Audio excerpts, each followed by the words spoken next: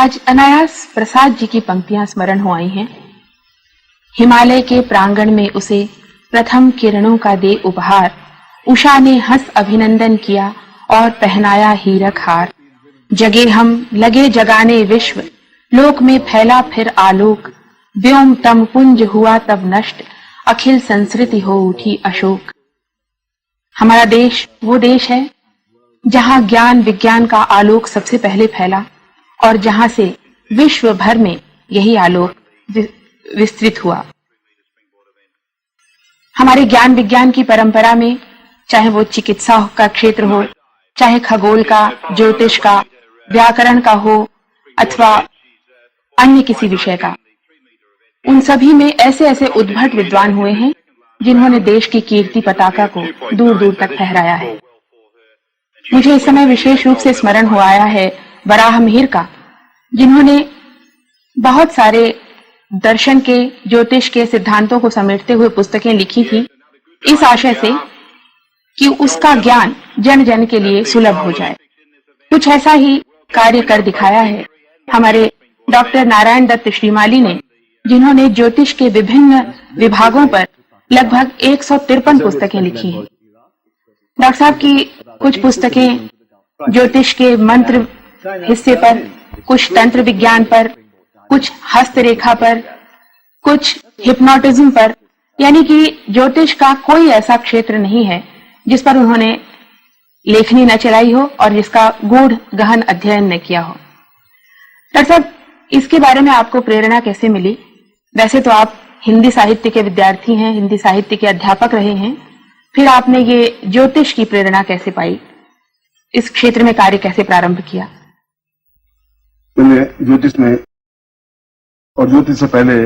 हिंदी काव्य में और हिंदी शास्त्र में मैंने MA किया और उसके बाद में राजस्थान से उसमें डॉक्टरेट किया आधुनिक हिंदी काव्य में। यह तो एक जीवन का एक क्षेत्र था, मगर इसके साथ साथ मेरे पारिवारिक पृष्ठभूमि और पारिवारिक चिंतन ज्योतिष का आधार रहा है। मेरे पिताजी बहुत अच्छे ज्योतिषी थे और इसके साथ साथ मैं एक ब्राह्मण होने के नाते और ज्योतिषी होने के नाते उस घर का वातावरण, उच्च कोटि के लोग, उच्च कोटि के व्यक्तित्व मेरे पिताजी से ज्योतिष के बारे में जानकारी लेने आते, तो मेरे मन में भी ये चिंतन आया कि ये जो प्राचीन ग्रंथ हैं, अगर उनको सही ढंग से उनका चिंतन विचार नहीं किया गया, आधुनिक युग के संदर्भ में और आधुनिक परिप्रेक्ष्य में अगर उनको सही ढंग से नहीं देखा गया तो विद्या ज्यों की त्यों एक संस्कृत में कैद बनकर के ग्रंथों में रह जाएगी। इसीलिए मैंने निश्चय किया कि इस ज्योतिष को बिल्कुल सर्वस्वरूप बनाया जाए और उसमें जो कुछ कमियां हैं, जो कुछ न्यूनताएं हैं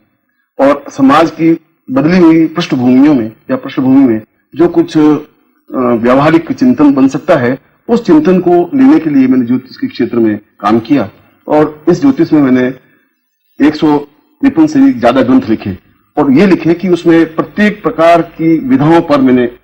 ग्रंथ लिखे, जिससे कि ज्योतिष अपने आप में सर्वांग पूर्ण बन सके। और उन ग्रंथों के द्वारा मैंने कुछ आधार तो लिया, मगर साथ ही साथ आज के युग में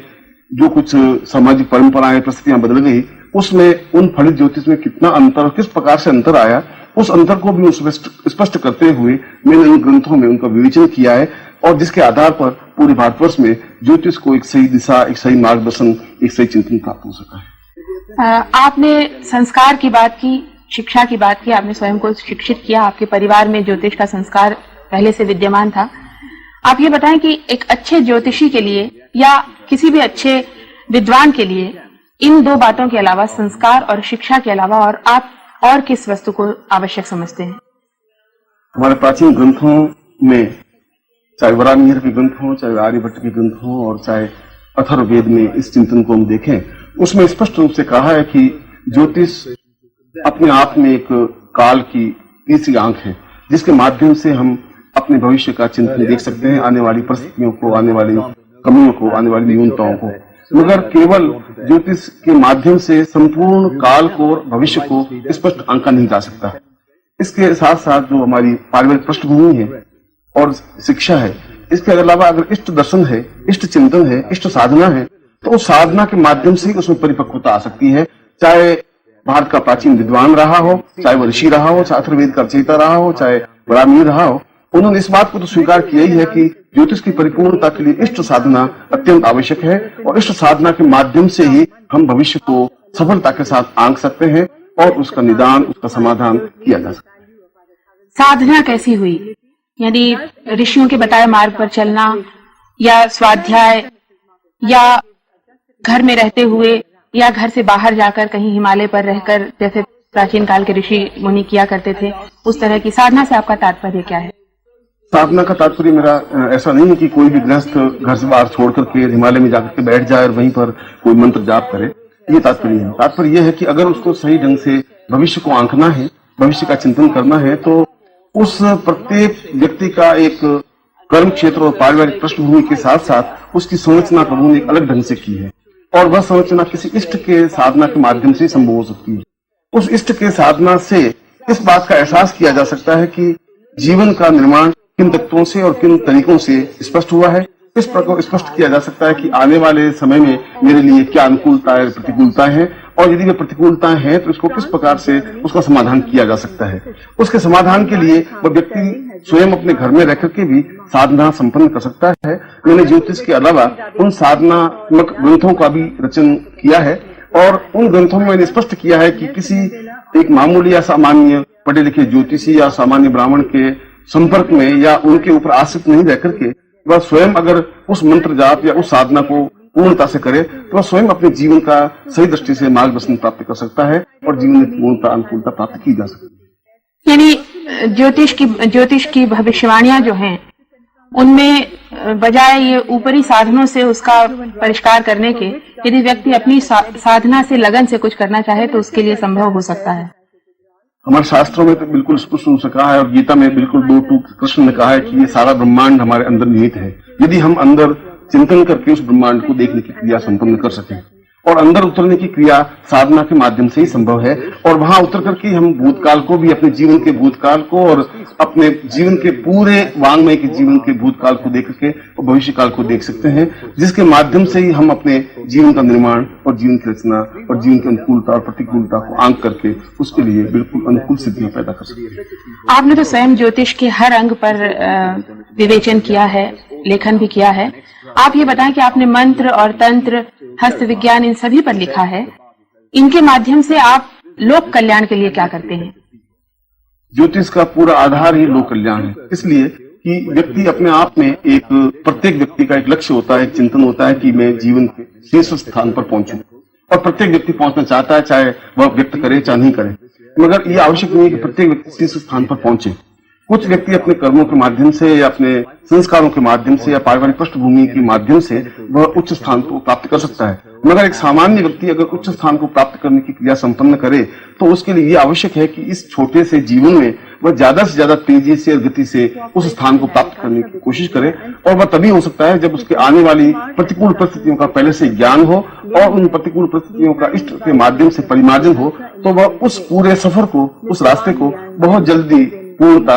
और संपन्न करके उस शीर्ष स्थान पर पहुंच सकता है। इसलिए उस समाज में शीर्ष स्थान पर पहुंचने के लिए और समाज के कल्याण के लिए ज्योतिष आधार है, बेस है। उसके माध्यम से जीवन में, और जो व्यक्तिगत जीवन है, चाहे सामाजिक जीवन है, चाहे पारिवारिक जीवन है, चाहे किसी के भी जीवन को, जब हम अपने जीवन को शीर्ष स्थान पर पहुंचा सकते हैं तो किसी के भी जीवन को शीर्ष स्थान पर पहुंचाने के लिए उसका मार्गदर्शन किया जा सकता है। जीवन में प्रतिकूल अवसर आते हैं तो लोग तंत्र का सहारा लेते हैं, ऐसा देखा गया है।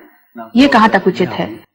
तंत्र से केवल अपनी बढ़ोतरी की जाए ये तो उचित है, लेकिन उसके साथ दूसरों की अवनति भी तो उसके साथ ही जुड़ी हुई होती है। ये उचित है? तंत्र और मंत्र और साधना और ज्योतिष, इन चारों में कहीं किसी प्रकार का मूलभूत रूप से अंतर नहीं है। एक दूसरे के समान अर्थी है और एक दूसरे के लिए समान उपयोगी है।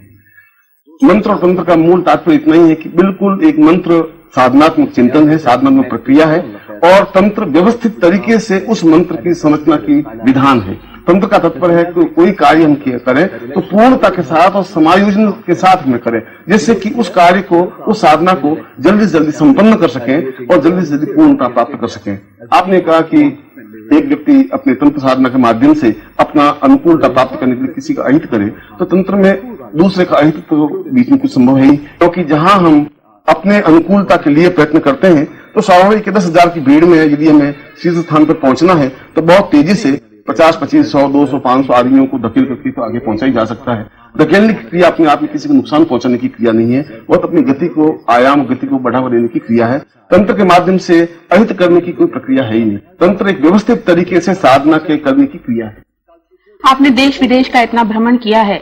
भारतीय ज्ञान विज्ञान के प्रति, विशेष रूप से भारतीय ज्योतिष के प्रति आपको सबसे अधिक रुचि कहाँ दिखी? किस देश में? जिस समय भारत में ज्योतिष का एक आधुनिक चिंतन था ही नहीं और कुछ ज्योतिषी संस्कृत के मंत्रों का और संस्कृत के श्लोकों का सहारा लेकर के और किसी भी व्यक्ति को कुछ भी ऊट पटांग ग्रहों के पद्धति के बारे में और फलित के बारे में बता देते थे, उस समय मैंने अल्पमूली पुस्तकों के माध्यम से और ग्रंथों के माध्यम से इस चिंतन को तोड़ा, इस विचार को तोड़ा कि यह केवल 4, 6, 10 और 50 आदमियों की बपोती नहीं है। जनसाधारण इस चीज को समझ सकता है, समझने के साथ साथ इस बात का एहसास कर सकता है कि क्या मैं ज्योतिष के माध्यम से अपने जीवन को अनुकूलता प्राप्त कर सकता हूँ। पर वो नीम हकीम खतरे जान वाली बात नहीं हो जाएगी? नहीं, मगर यदि उसमें रुचि है, वो इतना तो ज्ञान आज अगर कोई ज्योतिषी उस व्यक्ति कहे तुम्हारा शनि की दशा है, तुम शनि का ये ऐसा कार्य करो, तो वो कहेंगे शनि की दशा मेरे ऊपर है ही नहीं, शनि का तो क्यों, इतना तो कम से कम ज्ञान है। वह चाहे बहुत ऊंचा इलेक्ट्रिशियन नहीं बन सके, मगर फ्यूज ठीक करने वाला तो कम से कम बन ही सकता है, जिसमें घर में रोशनी आ सके, प्रकाश पैदा कर सके। रही बात आपने विदेशों में, तो मैंने भारतवर्ष में तो ज्योतिष को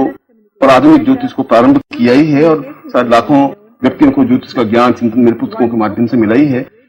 इस ज्योतिष में यहाँ पर कम से कम 200-300 मैंने ज्योतिष सम्मेलन किए भारतवर्ष में, उनका मैं अध्यक्ष रहा हूँ कई वर्षों तक, और विश्व ज्योतिष सम्मेलन भी दिल्ली में मैंने संपन्न किया था। मगर इसके साथ साथ ज्योतिष के उन सेमिनारों में और ज्योतिष के सम्मेलनों में भाग लेने के लिए लगभग सभी देशों में मैंने भ्रमण किया है और मैंने ये देखा है कि वहां पर ज्योतिष को बिल्कुल एक साइंटिफिक दृष्टि, एक वैज्ञानिक दृष्टि से उनका अध्ययन मनन हो रहा है। इस बात को वे स्वीकार करने लगे हैं कि ज्योतिष के माध्यम से व्यक्ति के रोग का बिल्कुल प्रामाणिकता से निदान किया जा सकता है, देखा जा सकता है। जो हम उसके निदान चिकित्सा के क्षेत्र में 4 घंटे या 6 घंटे या उसका निराकरण देने के लिए उस मशीनों का सहारा लेने के लिए, उपकरणों का सहारा लेने के लिए जो 10-12 घंटे लग जाते हैं, केवल हाथ की लकीरों के माध्यम से, हाथ के रंग के माध्यम से उसके बारे में तुरंत निर्णय लिए जा सकते हैं। इस प्रकार के तो शोध इस समय भी पूरे विश्व में और उन्नत देशों में हो रहे हैं। आधुनिक चिकित्सा वाले भी इसको स्वीकार करने लगे। लंदन और